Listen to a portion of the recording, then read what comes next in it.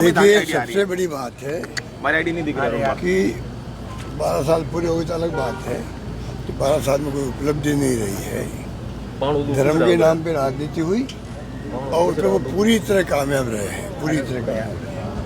अब नतीजे क्या निकलेंगे आने वाले फ्यूचर के अंदर वक्त बताएगा। अभी उसका कहने की कोई आवश्यकता नहीं, ना वो मैं समझता हूँ तो सब वही करते हैं।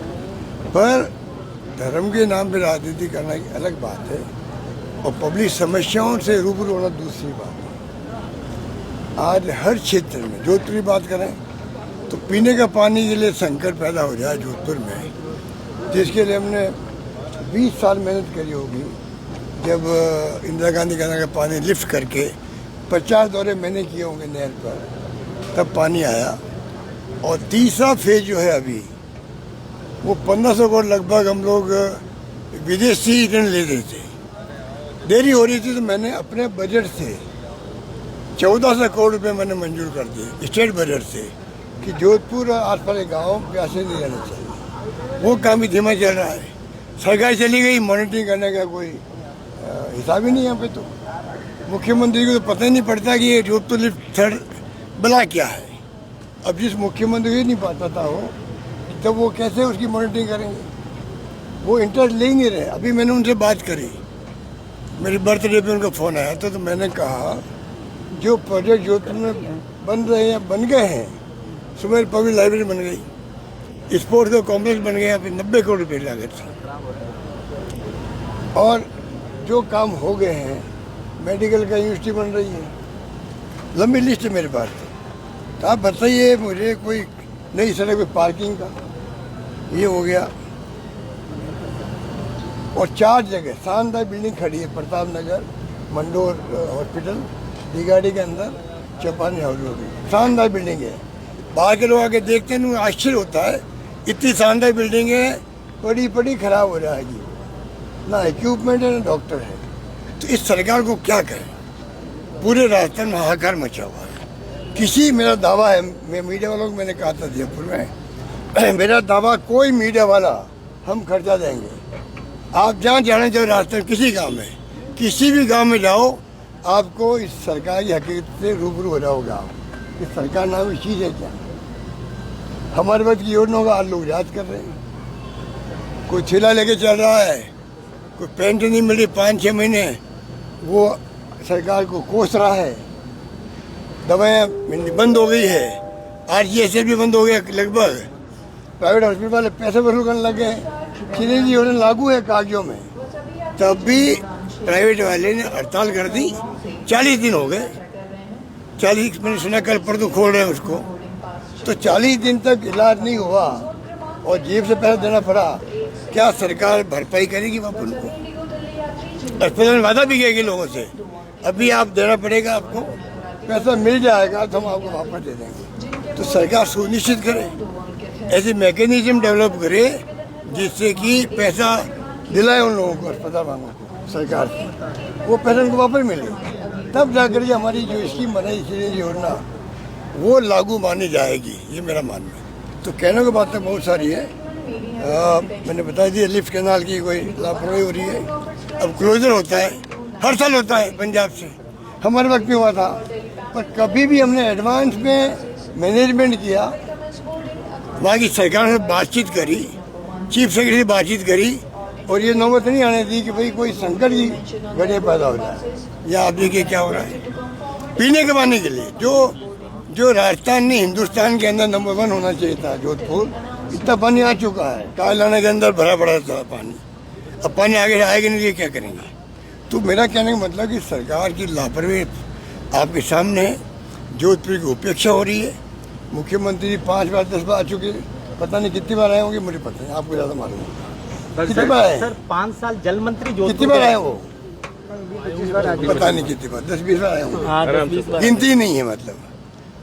तो आप बताइए, उसके बाद में ये मैंने कहा मुख्यमंत्री जी को, जो मैंने 5-6 नाम गिनाए, बिल्डिंगें बन चुकी है। अब फिनटेक इंस्टीट्यूट हिंदुस्तान में एकमात्र ऐसा होगा जो अलग से टेक्निकल है, वो फाइनेंशियल टेक्नोलॉजी के साथ जोड़ करके इंस्टीट्यूट बन रहा है। बहुत जगह कम बने हुए दुनिया के अंदर भी, दुनिया के मैं नहीं कह सकता, पर इंडिया में हिंदुस्तान में बहुत कम बने हुए, वो हमने बनाया है।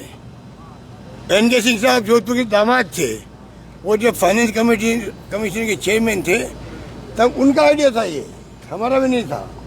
उन्होंने कहा मैं पैसा दूंगा, केंद्र सरकार दिलाऊंगा आपको। उन्होंने रिकमेंड कर दिया केंद्र सरकार को कि भाई आप ये बनेगी जोधपुर के अंदर और आप इसके लिए पैसा आप दोगे। 400 करोड़ की बात थी, अब तो 700 करोड़ लग गए।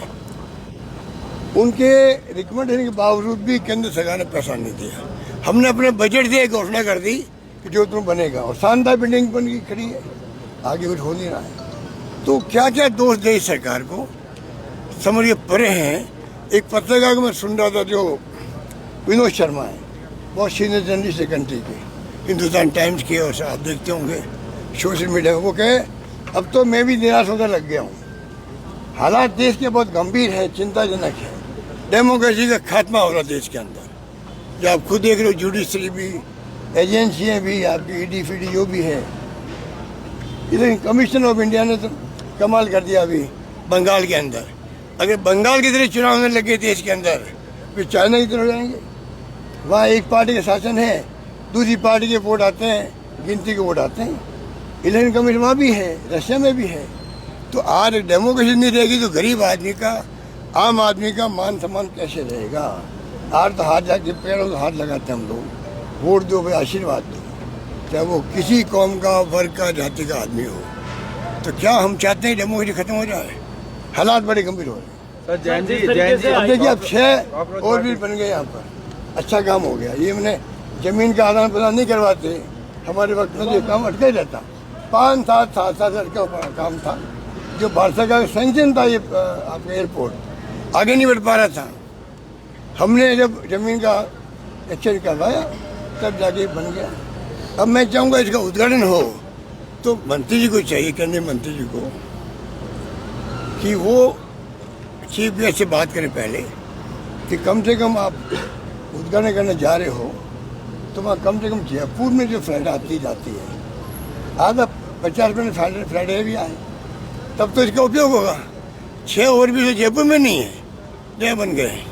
सर भैरव सिंह जी की मूर्ति अनावरण हुआ, बुलाए नहीं आपको, जबकि आप तो जोधपुर से विशेष लगा हुआ है। जोधपुर की बात छोड़ो, मेरे संबंध उनसे इनसे अच्छे हो गए थे। वो 32 पे आ गया, मैं 56 पे आ गया, तब भी हमारा उस वक्त से ही संबंध अच्छे रहे।